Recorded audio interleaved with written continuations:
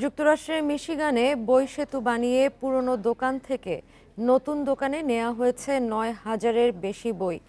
একটি ছোট শহরে প্রায় ৩০০ মানুষ একজনের পর একজন দাঁড়িয়ে এই সেতু তৈরি করেন। এরপর এক দোকান থেকে নতুন দোকানে বইগুলো সরাতে সময় লাগে ২ ঘন্টা। সামাজিক যোগাযোগ মাধ্যমে বেশ ভাইরাল হয়েছে সেই ভিডিও। বান্ডেল থাকলে প্রতি সেনমানিতে টাকা বাঁচবে। বিকাশ সেনমানি বান্ডেল কিনে জিতুন প্রতি লেনদেনে।